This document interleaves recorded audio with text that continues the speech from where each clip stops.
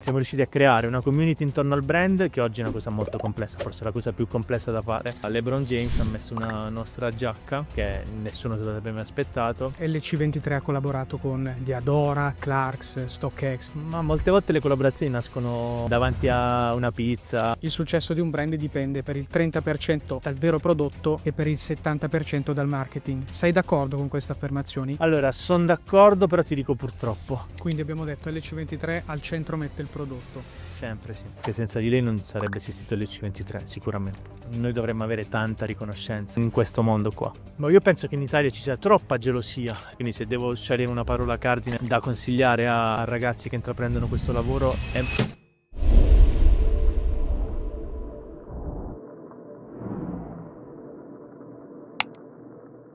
Benvenuti all'Oma Launch Podcast. Io sono Filippo di 035 e diamo il benvenuto all'ospite di oggi, Leonardo Leo Colacicco. Iniziamo subito. Dall'esterno, Leo Colacicco è il fondatore di LC23, un marchio d'abbigliamento streetwear italiano fondato nel 2010 che negli anni si è fatto conoscere grazie a collaborazioni di un certo spessore. Un brand che punta tutto sull'originalità, sull'unicità, ma soprattutto sul luogo d'origine, la Puglia. Sei d'accordo con questa concezione? E secondo te, dall'interno, chi è il vero Leo Colacicco? Raccontacelo. Ma descrizione mi sembra perfetta. Mi sento solo di aggiungere che io sono un ragazzo, ahimè, non più giovanissimo, che ha la fortuna di fare il lavoro che ama. E penso che oggi questa sia una cosa che non è tanto comune, purtroppo. Per il resto, descrizione perfetta, è un brand nato fine 2010, quasi per gioco.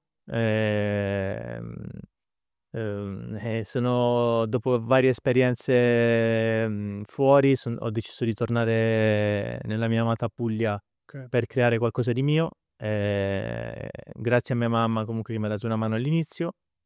E quindi è nato lì per gioco e poi è diventato il mio vero e proprio lavoro. Ci hai detto che dopo anni di esperienze fuori, immaginiamo comunque ancora in Italia oppure già all'estero? No, esperienza in Italia. Io sono laureato in ingegneria gestionale a Bari e poi ho fatto un master in fashion online a Milano al Politecnico. Erano i primi periodi dell'e-commerce, quindi è stato il primo master organizzato in quel senso lì. L'organizzatore era Yux insieme ad Armani, Valentino e altri brand. Quindi ho fatto questo master e poi ho lavorato 2 anni Yux qui a Milano. E poi sono tornato giù perché mi mancava la Puglia e volevo tornare a casa. E quindi sono tornato, ho deciso con mia mamma che è camiciaia storica di origini napoletane, ho deciso con lei di creare un brand. E quindi con 8 camicie abbiamo cominciato, fatte da lei, e poi tutto il resto lo scopriamo dopo. È venuto da sé, diciamo. Ci hai detto che sei nato a Gioia del Colle, no? In Sì. provincia di Bari. Com'è stato crescere in un luogo così? E poi ti chiedo, in che modo questo ha plasmato poi il tuo percorso personale e professionale? L'importanza di Gioia del Colle. Ma io sono legatissimo alle mie origini e al mio paese. Non a caso comunque cerco sempre di metterlo in mezzo un po' quando posso in tutte le cose che faccio. Per me è stato facile, nel senso è un paese tranquillo in cui sono cresciuto, sì è vero, per strada, perché vengo da una famiglia normalissima, Mh. quindi sono cresciuto per strada, però è per strada che ho imparato anche a saper vivere, a saper gestire situazioni che poi comunque mi sono servite nel futuro. E poi comunque è proprio per strada che ho coltivato tutte quelle amicizie che tutt'oggi sono ancora presenti e che caratterizzano comunque e sono fondamentali nella mia vita. Ci hai elencato quelli che sono i punti di forza dell'essere nato in un paese come Gioia del Colle. Adesso ti chiedo, ti sei mai sentito limitato dall'essere nato in un paese così, diciamo, provinciale? Assolutamente no.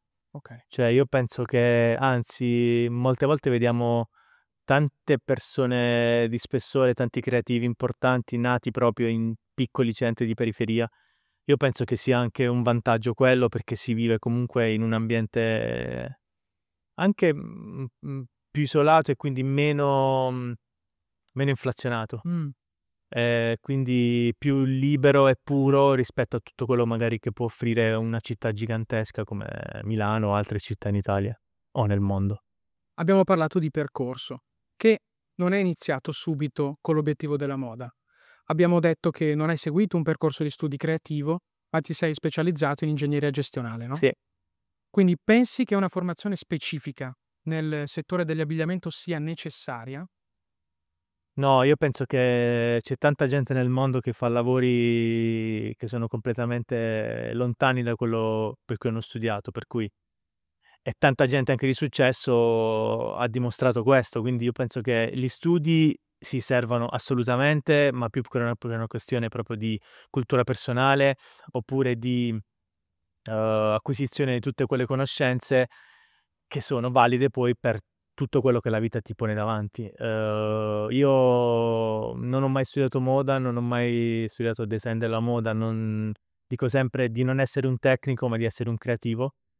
E quindi ho la fortuna comunque di lavorare con professionisti che svolgono quella parte di lavoro tecnico al posto mio, e io alla fine ci metto la creatività, che comunque penso che oggi sia la cosa più importante che ci sia in questo lavoro. Che a parer mio si può insegnare fino a un certo punto. Esattamente, sì.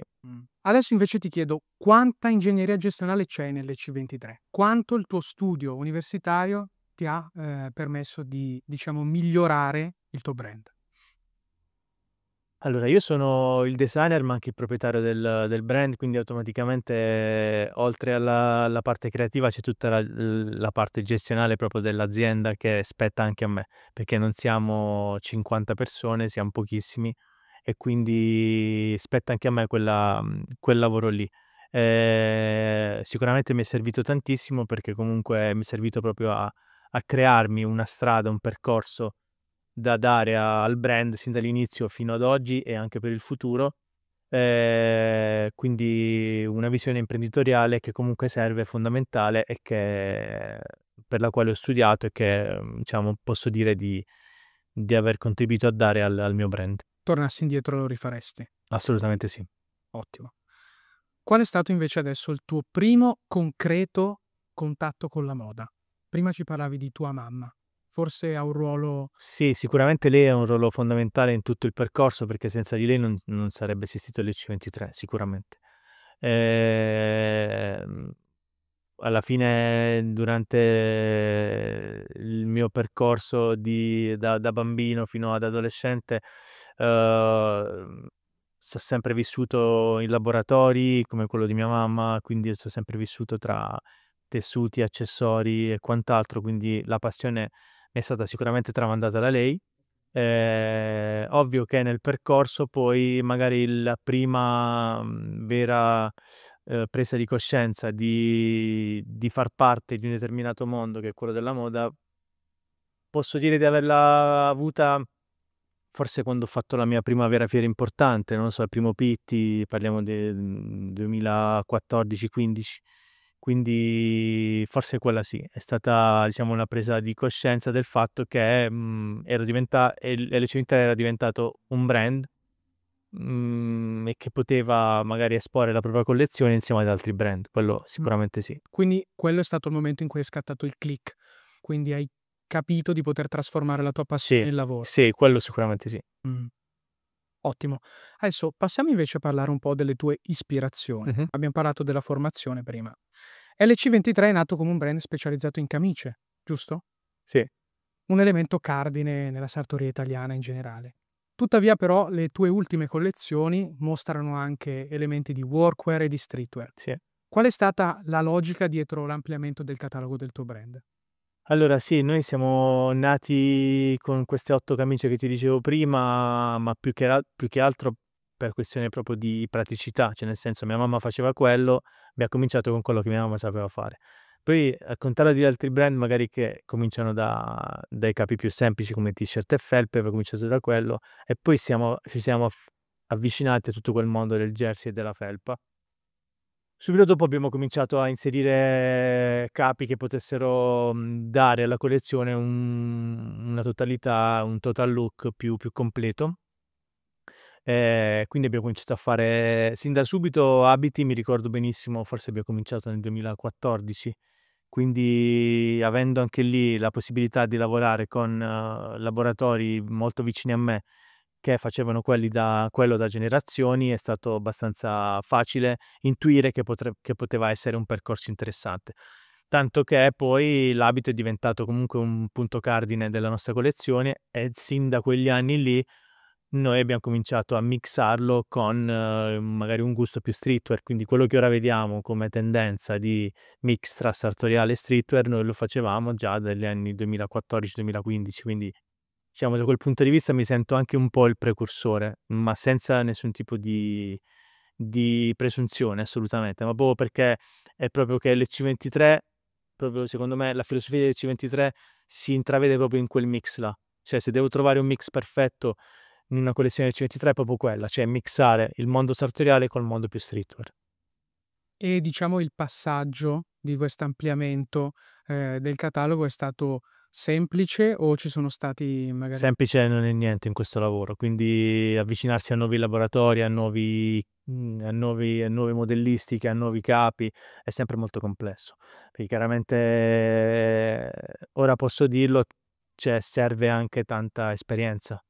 Ovviamente affacciandosi al mondo del tailoring da neofita è veramente complesso all'inizio, perché comunque ci sono veramente tante cose tecniche da imparare, sia sui materiali che poi sulla façon, quindi è stata dura, però alla fine sono contento perché come poi abbiamo visto, oggi il tailoring è in qualsiasi collezione che si rispetti, quindi è impossibile non avere un blazer o non avere un pantalone sartoriale in una collezione oggi che è comunque una collezione con la C maiuscola, quindi sono contento di quello.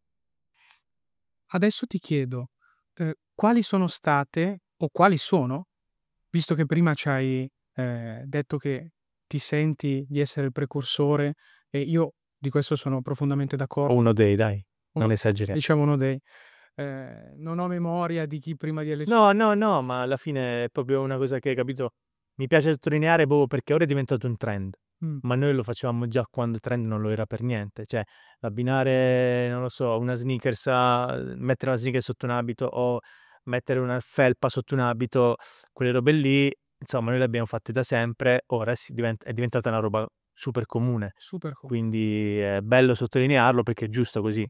no, no, ma assolutamente.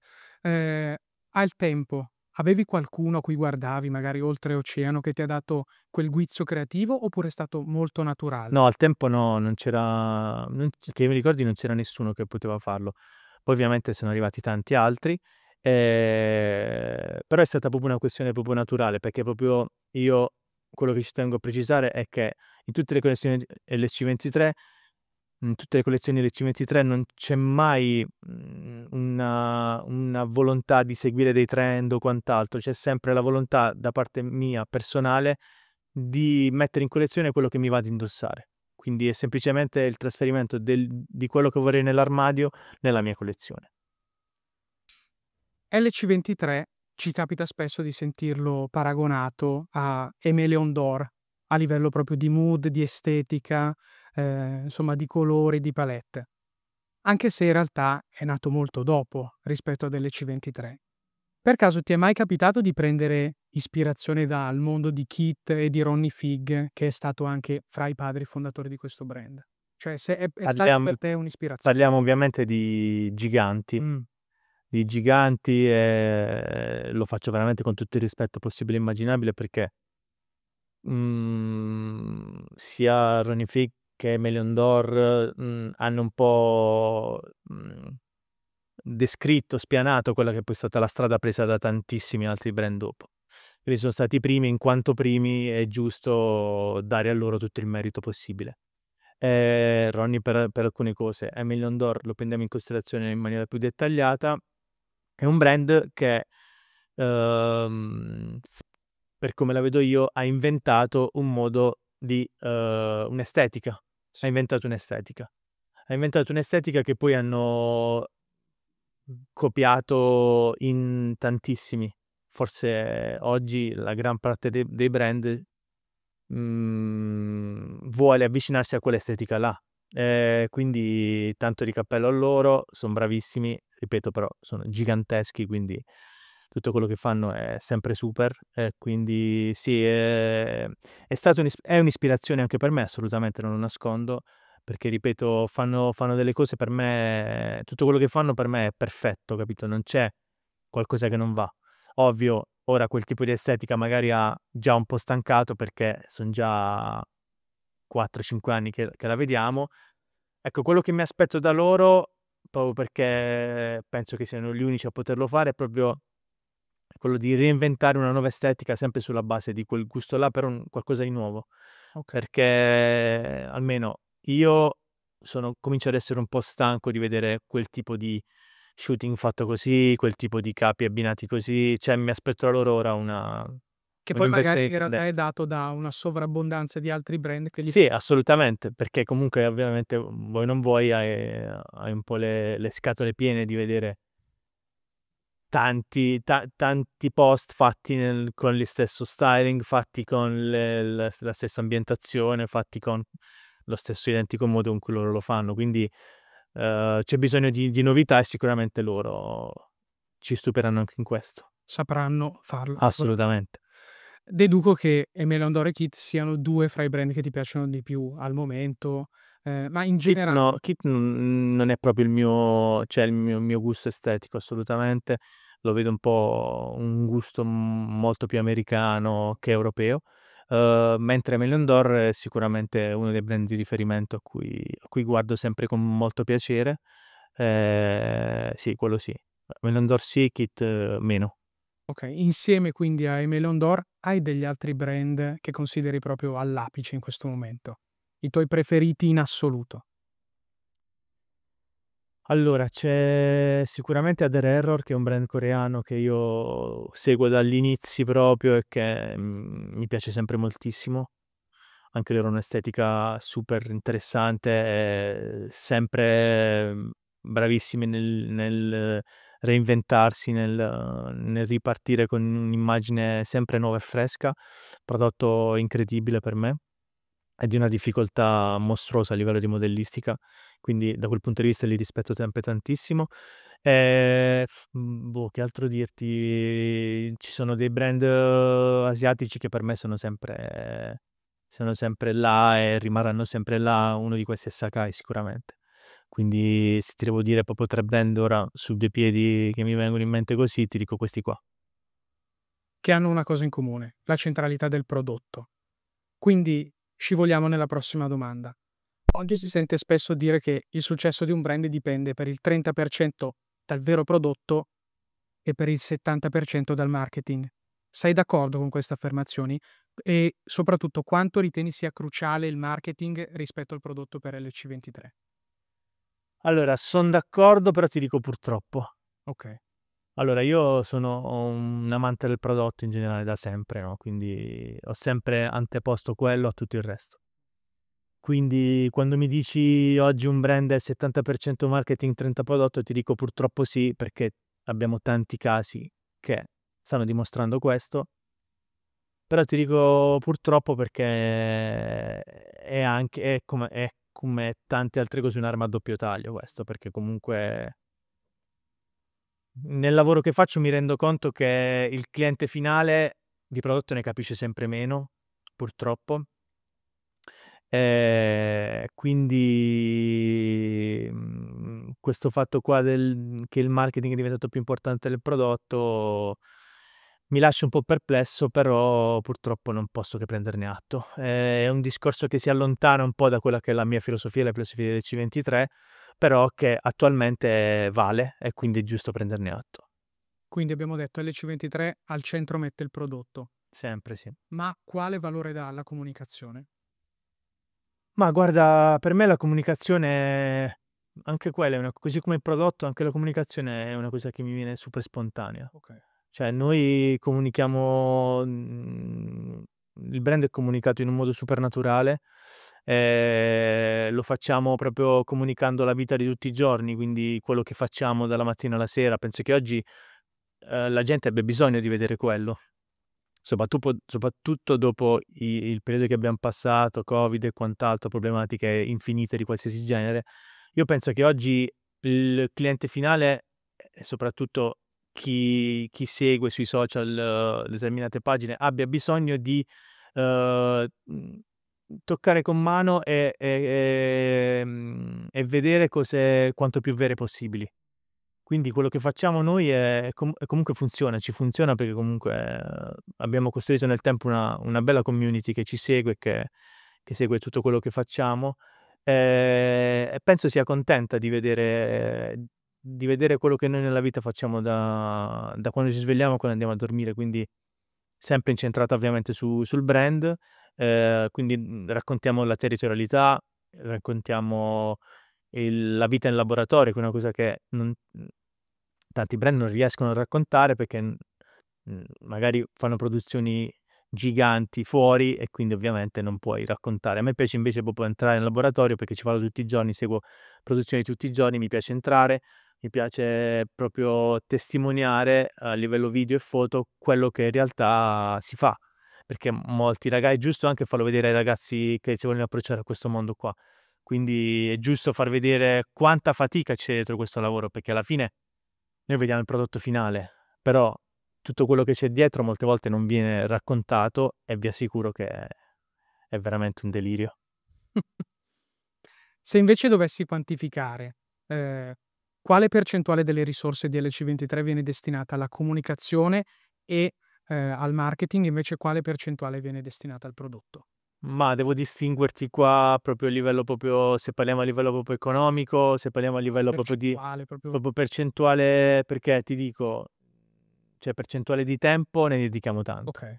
perché comunque per noi è una cosa fondamentale, quindi comunque Instagram è il nostro quasi unico e solo strumento di comunicazione, quindi alla fine quello che facciamo è sempre inventare, studiare, pensare a contenuti che possono essere nuovi, freschi, innovativi, non i soliti contenuti, proprio perché vogliamo che il nostro cliente sia comunque un cliente che sia un po' attratto da quello che vede sulle nostre pagine e che non vede magari su altre. C'è un po' Mh. quella la. Ne hai parlato prima di quanto effettivamente, ci tieni a far vedere il dietro le quinte della produzione.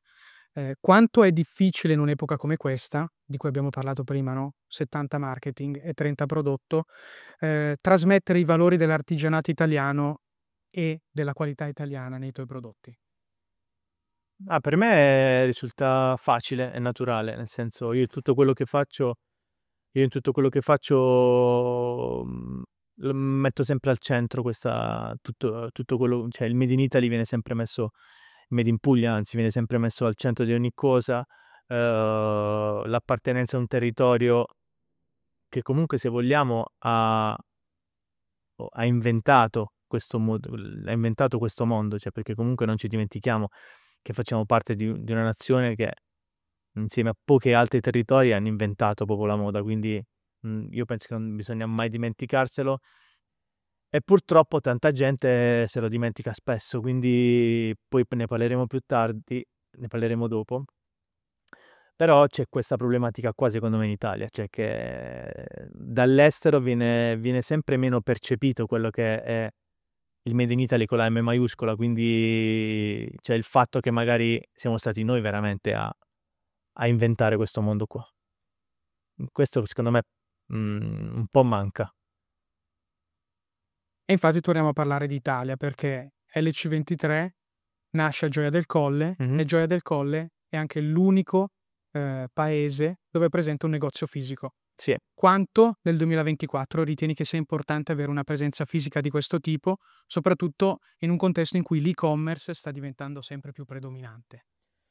Sì, allora ti spiego, io son partito con l'e-commerce perché con le mie esperienze che ho avuto lavorative avevo proprio quella forma mentis lì. Quindi son partito con l'e-commerce nel 2011, quindi appena rientrato in Puglia ho creato il brand, prima cosa che ho fatto è creare un sito e-commerce. In Puglia sicuramente è stato, al sud in generale, è stato uno dei primi, no, a credere in questo mondo là, perché se pensiamo al 2011 era veramente preistoria, no? Sì. Per fortuna c'era Yux che già dettava le leggi e mi ha dato la possibilità di conoscere tante cose di questo mondo qua. Quindi sono partito subito con questo, ho fatto un po' il contrario di quello che fanno solitamente tanti brand, cioè molti brand partono dal fisico per arrivare poi all'online, noi invece abbiamo fatto il contrario, anzi addirittura abbiamo aperto il negozio fisico soltanto 4 anni fa, quindi sì, no, 2019, quindi 5 anni fa. Quindi dopo esattamente 8-9 anni dalla creazione del brand, dalla creazione del sito e-commerce. Quindi è stata una scelta fatta proprio ponderata e studiata anche, se vogliamo, perché io pensavo che prima di poter aprire un negozio fisico bisognasse comunque seminare parecchio, no? E noi quello che abbiamo fatto negli anni è stato seminare tanto, non solo in Italia, ma soprattutto all'estero. Noi abbiamo sempre avuto quella forma mentis lì, nel senso di sì, pensare all'Italia, ma pensare anche tanto all'estero, pensare anche al fatto che l'e-commerce ci poteva far arrivare da qualsiasi parte del mondo in pochissimo tempo. Quindi, dopo aver fatto questa esperienza di 9 anni di e-commerce, abbiamo deciso di creare il nostro unico, ancora oggi, monomarca del brand. L'abbiamo fatto proprio a Gioia del Colle, nel nostro paese. È un paese che ehm, non è un paese turistico. Ora la Puglia sappiamo tutti che è una delle mete più ambite a livello turistico, non solo in Italia ma nel mondo intero. Noi siamo molto vicini a quelle zone turistiche di cui tutti parlano, ma non siamo un paese turistico, quindi ho voluto anche aprire quel negozio, l'avrei potuto aprire in qualsiasi altro posto, sinceramente, perché comunque avevamo le possibilità di farlo e i contatti per farlo, ma in zone molto più turistiche del mio. Ok. Però abbiamo deciso di farlo là sia come sfida proprio personale, perché mi piaceva dimostrare a tanta gente che magari ha sempre avuto dei pregiudizi sul lavoro al sud, su tutti questi argomenti che poi comunque bisogna sempre prendere con molte pinze, perché si entra in dei territori abbastanza minati. Però anche come sfida, no? L'intenzione iniziale era proprio quella, cioè di riuscire a dimostrare che non solo si è tornati a casa per poter creare al sud, per poter creare qualcosa di interessante, bene o male ci stavamo riuscendo a farlo. Abbiamo fatto anche il negozio fisico in un paese che non ha niente di turistico, che quindi cioè, si trovava lì, ma ovviamente la gente per venirti a trovare doveva venire apposta lì. Certo. Non ci passava, nel senso, il nostro non è neanche oggi un negozio che non penso di aver fatto proprio, di aver fatto magari forse neanche 10 vendite in totale in 5 anni, Ok. di gente che è passata davanti e ha detto aspetta, ma qui cioè, vendono cioè, non esiste, la gente viene a trovarci appositamente. E di questo, questa è forse la cosa di cui vado più orgoglioso di tutte, perché siamo riusciti a creare una community intorno al brand, che oggi è una cosa molto complessa, forse la cosa più complessa da fare, da poter fare, perché sappiamo che ci sono milioni di brand e ogni brand ha la propria community, quindi riuscire a crearne una attorno anche abbastanza, diciamo, grande, interessante, non è facile. E oggi ti posso dire che comunque tanta gente che viene in vacanza in Puglia, soprattutto d'estate, anche molti stranieri, mettono come tappa nel loro giro Gioia del Colle, poi venire a trovare noi per fare 2 chiacchiere con noi e per magari comprare qualcosa. Quindi questa è una cosa di cui vado super orgoglioso, super, perché è forse la cosa più difficile di tutti in questo momento. Penso che i meriti di aver costruito una community così forte al punto da viaggiare per venire a trovarti vadano riconosciuti appieno. Sì, è una cosa, lavorare così è molto bello, devo essere sincero. E senza dubbio questa community l'hai costruita sicuramente lavorando duro, ehm, ma potrebbe essere che, sia arrivata anche grazie a delle collaborazioni, visto che adesso entriamo in quest'ambito di LC23. Consideri le collaborazioni tra brand una forma di comunicazione efficace e come le sfrutti, con il tuo brand? Allora, io sono sempre stato un amante delle collaborazioni in generale, no, ho sempre comprato prodotti fatti in collaborazione tra brand, perché penso che comunque, la collaborazione tra brand in questo mondo sia, possa dar vita a prodotti che hanno qualcosa di unico, perché si mettono insieme molte volte menti completamente diverse una con l'altra, che danno origine a prodotti che non solo sono unici, ma che comunque poi sono destinati a rimanere nel tempo come pietre miliari. Quindi ovviamente non tutte, anzi poche sono riuscite a fare questo, però comunque ce ne sono state parecchie. Quindi è una cosa che mi è sempre piaciuto fare.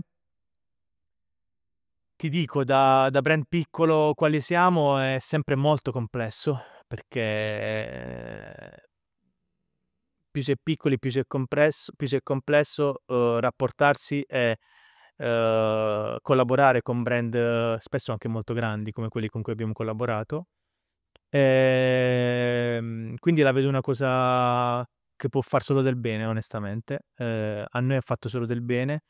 Se quella community cresce e sta crescendo è anche grazie a quello, e quindi sono sempre pro collaborazioni. E infatti adesso ti chiedo qual è stata la tua prima esperienza in assoluto in quest'ambito? Sì, allora la ricordo con molto piacere. La prima collaborazione è stata quella fatta con Puma, 2015 o 16, non ricordo esattamente.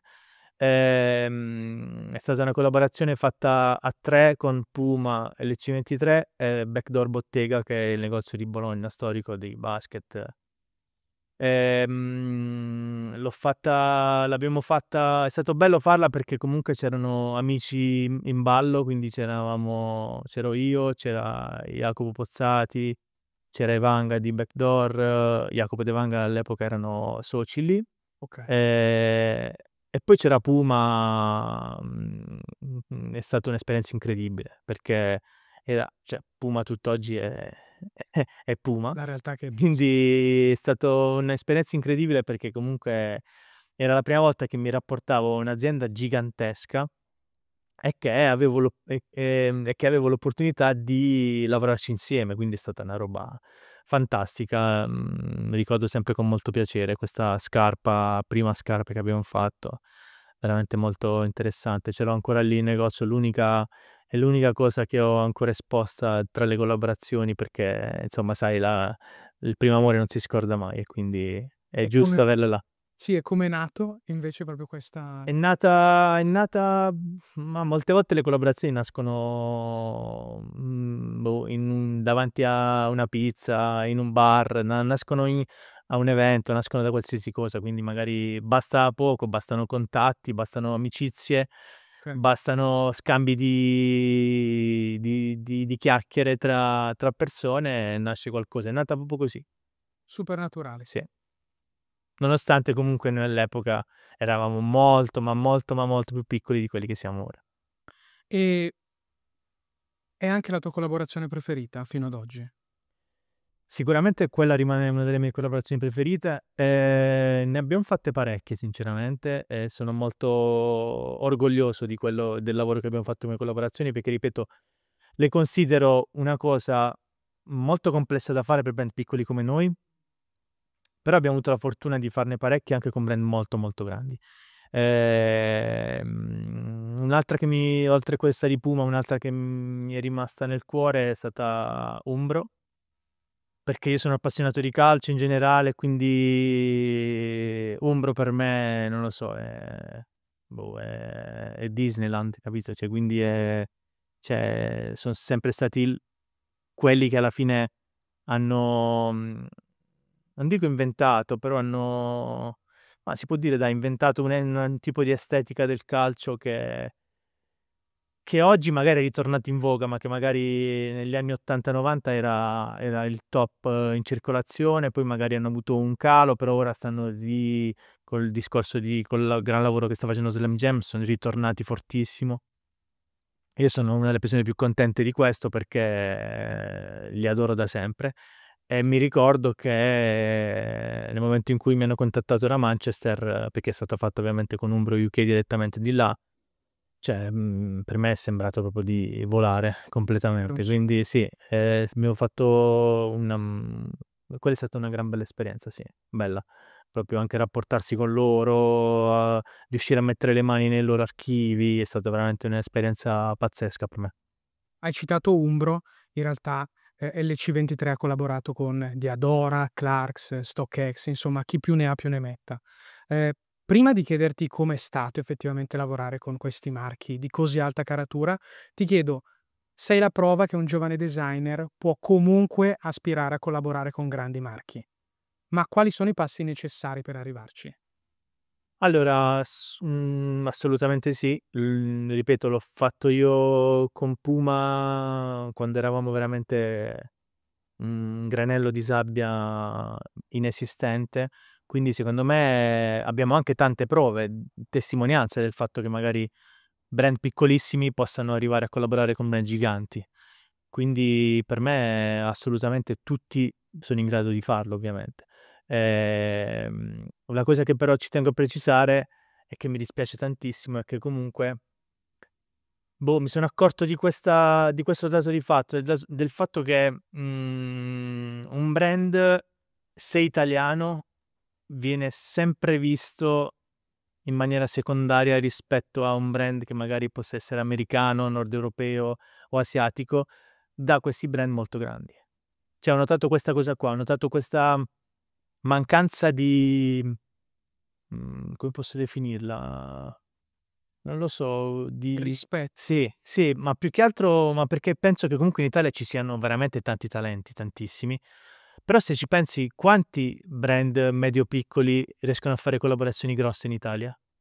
Cioè, Veramente tolte le prime linee, tolti i big, tolti Stone Island, tolti i mostri sacri, ma di brand medio-piccoli che fanno collaborazioni in Italia con brand internazionali, io ne ricordo veramente pochissimissimi. Quindi mi dispiace tanto questa roba qua perché penso che in Italia ci sia del potenziale infinito, però non so perché ho sempre notato questa cosa qua. un pattern che si ripete. Sì.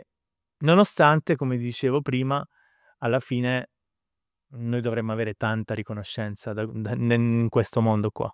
Ma spesso, ti dirò, capita che designer veramente forti qui in Italia non vengano valorizzati nemmeno qui. Sono d'accordo. Quindi Sono questo d'accordo, son d'accordo, ma questo anche dipende dal fatto che ma io penso che in Italia ci sia troppa gelosia rispetto a quello che ci sia magari nel resto del mondo. Cioè io vedo mhmm, conosco tante realtà all'estero di ragazzi che veramente gioiscono dei successi altrui. Io qua vedo pochissima di questa roba qua. Ho un po' di esperienza, mi è capitato pochissimo di vedere amici, brand competitor gioire per magari risultati belli ottenuti.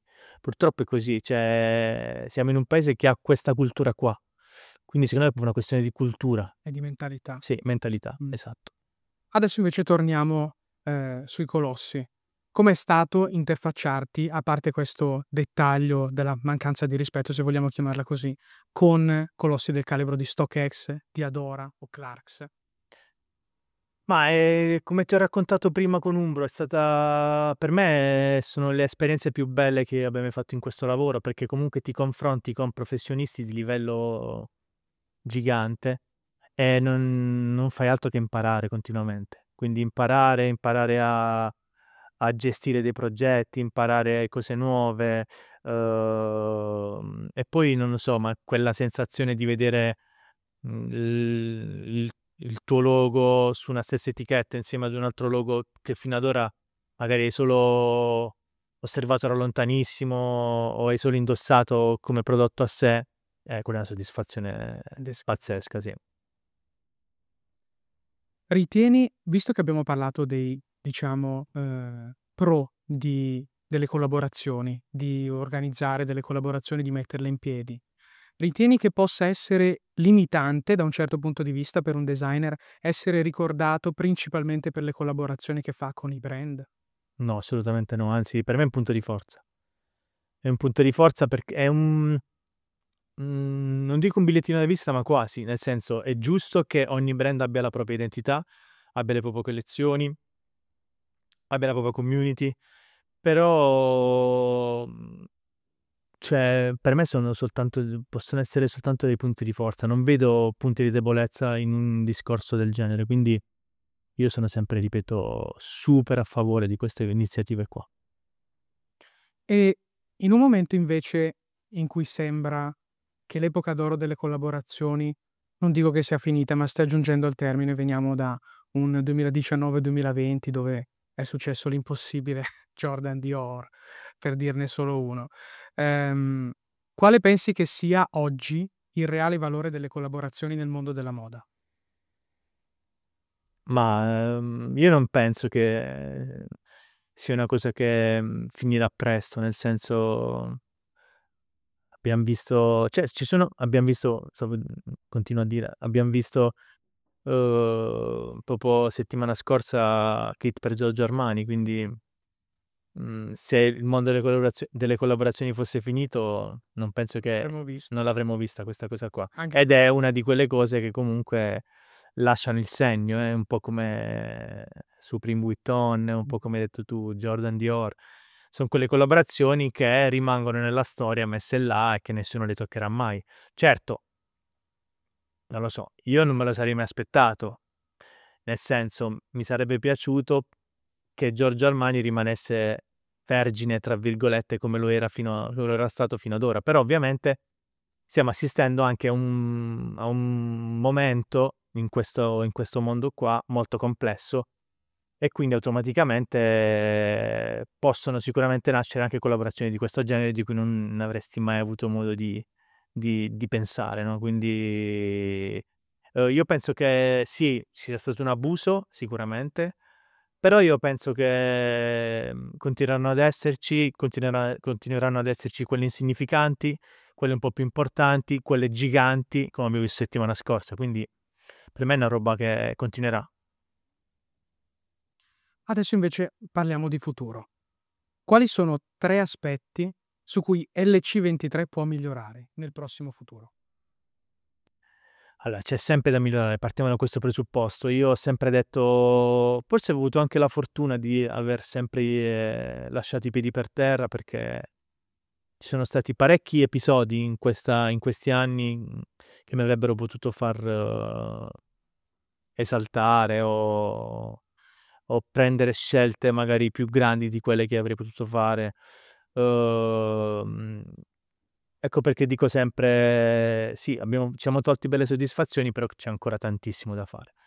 Siamo ancora molto piccoli, vogliamo rimanere così molto piccoli perché comunque siamo affezionati alla nostra nicchia e vogliamo sempre gestire le cose in queste misure qua.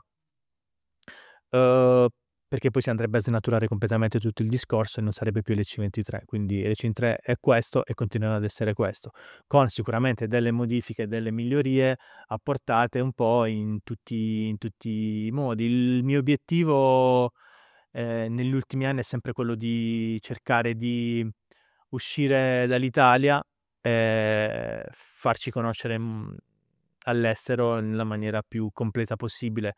Stiamo andando nella direzione giusta da questo punto di vista, stiamo ampliando il nostro portfolio di clienti all'estero come negozi multibrand. Non a caso esponiamo solo a Parigi la collezione sia a gennaio che a giugno. Uhm, per cui l'obiettivo è quello sicuramente e la direzione, la strada che stiamo prendendo è quella giusta. Quando hai fondato LC23 nel 2010, Mh-mh. avevi un punto d'arrivo, un obiettivo finale o era proprio questo di cui mi hai appena No, parlato? sicuramente questo era uno degli obiettivi perché abbiamo sempre creduto nell'estero tantissimo, quindi è sempre stato un obiettivo sin dall'inizio. Sicuramente se penso a un obiettivo proprio finale, forse è quello di diventare un brand completamente B2C, quindi destinato al pubblico finale sia dal punto di vista online che dal punto di vista fisico, se penso proprio a un discorso del genere. Però ovviamente gli store multibrand, oggi sono uno dei nostri strumenti più forti di marketing, perché alla fine ti fanno veicolare il brand, soprattutto quando sei presente in negozi molto forti. Ehm, Riesci a comunque a lavorare in un certo modo anche con l'estero, quindi assolutamente sì. Però se penso a un obiettivo è proprio quello là, cioè mi piacerebbe avere proprio un contatto diretto col consumatore finale sotto tutti i punti di vista, quindi contatto diretto col cliente finale. Mh. Visto che prima abbiamo parlato del retail fisico, cosa ne pensi dello stato del retail fisico oggi e valuteresti l'opportunità di aprire nuovi negozi oltre a quello che già c'è a Gioia del Colle? Allora, io penso che almeno sto osservando, ma da un po' di tempo già, una sorta di inversione di tendenza dal punto di vista dei negozi fisici, nel senso, secondo me comincia ad esserci un ritorno alla bottega, al negoziante di fiducia, alla persona di fiducia che ti consiglia quello che dovresti indossare e quello che dovresti comprare. Io sono a favore di questa roba qua perché ovviamente, ripeto, come dicevo prima, il contatto col cliente finale per me è fondamentale, sia per capire un po', perché ti permette anche di capire, di capire in che direzione andare molte volte, e soprattutto ti permette di capire se ci sono delle direzioni sbagliate che stai prendendo. Sia perché comunque penso che sia, ripeto, dopo tutto quello che abbiamo vissuto, dopo l'esplosione dell'e-commerce smisurata, ora sia arrivato il momento di un riassestamento e sia arrivato il momento di tornare un po' a quello che ai rapporti umani, quindi a quello che in realtà oggi vale di più. Dunque, Quindi aperture di negozi oltre quello mio al momento no, però in futuro chissà. la voglia c'è tutta comunque. Sì, sì, dai. Ci stiamo avvicinando alla fine di questa intervista, ma prima di salutarci vorrei chiederti, ripercorrendo tutto il percorso che hai intrapreso, che ci hai anche raccontato oggi, dici 3 momenti chiave per te e LC23. Mh, domanda facile. Ehm,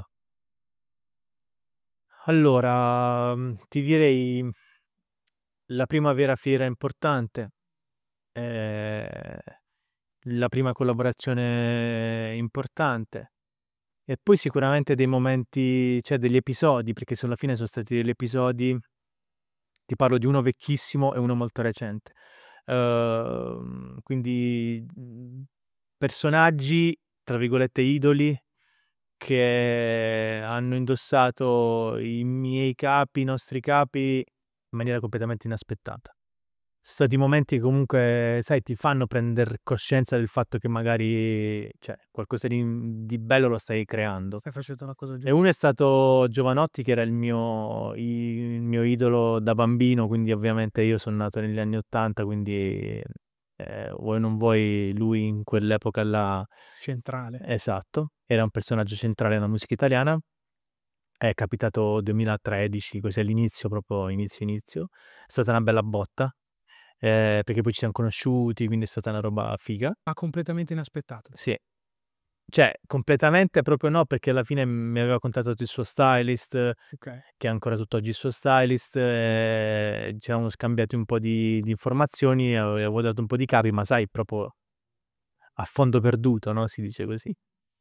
E poi alla fine in realtà l'ha indossati anche in delle occasioni importanti, quindi lì abbiamo avuto un po' una roba, sai, un'esplosione totale di tutto. E la seconda, quella più recente, è stata quando proprio pochi mesi fa LeBron James ha messo una nostra giacca, e anche quello è stata una roba assurda perché nessuno se lo sarebbe mai aspettato, ma più che altro perché, cioè, i suoi stylist hanno acquistato quella giacca insieme ad altre cose in un negozio che noi serviamo a Los Angeles, quindi, e lui ha deciso di metterla durante la partita più importante, cioè nel tunnel della partita più importante della stagione, quindi praticamente momento più alto, più, come si dice, più in vista non poteva esserci. Quindi sai, oggi sappiamo tutti che LeBron è forse il personaggio più potente dal punto di vista sportivo che ci sia, più dei vari Ronaldo, secondo me molto di più cioè nel senso Per è un chi personaggio a 300, ma non solo, anche per chi non lo segue, alla fine è un personaggio a 360 gradi che è lì in cima alla montagna, quindi, quando l'ho visto ho detto: "Raga, è è una roba è una roba forte". Quindi so' quei momenti, capito, che non ti scorderai mai. Cioè, capito? Quindi se ti devo inserire, devo dirti che questi possono essere inseriti come momenti più importanti di questi 14 anni che abbiamo alle spalle. e questo è una diretta prova del fatto che la tua idea, l'idea di cui parlavi prima, ovvero il fatto di portare le C23 fuori dall'Italia, funziona. Sì, funziona, sì, ora posso dirlo e ovviamente il fatto che lui abbia scelto quella giacca da mettere quando poteva magari non cioè scegliere 1000 altre cose che magari è stata una roba bella. Il nostro slogan, il nostro motto è From the players to the new makers. Mh-mh. Per questo ti chiedo quale consigli o quale consiglio ti senti di dare a un giovane che sogna di intraprendere un percorso nel fashion system? Ma io penso che consigli mhmm, cioè non ci sono consigli specifici da dare. Io dico sempre che la cosa più importante è quella di avere una passione Ok. e coltivarla quanto più possibile. Perché non ci sono cioè io dico sempre: se hai passione e fai il lavoro che ami e lo fai al massimo delle tue potenzialità, senza aver paura di stancarti, di lavorare 20 ore al giorno, io penso che comunque si possa arrivare a chiunque, in qualsiasi momento, in qualsiasi parte del mondo. Quindi e t'ho detto prima quello che siam riusciti a fare, quindi alla fine secondo me quello che detta tutto in questo lavoro qua è proprio la passione. Quindi se devo scegliere una parola cardine da consigliare a ragazzi che intraprendono questo lavoro e, molti ragazzi proprio mi fanno queste domande qua perché comunque sai, ripeto, non sono più giovanissimo, quindi un po' l'esperienza ce l'ho e tanti si vogliono avvicinare in questo mondo, un po' anche per trend, no, perché comunque oggi fare il designer fa figo, oggi e io quello che dico è: se è una cosa che amate fare, fatela e non smettete mai di farla.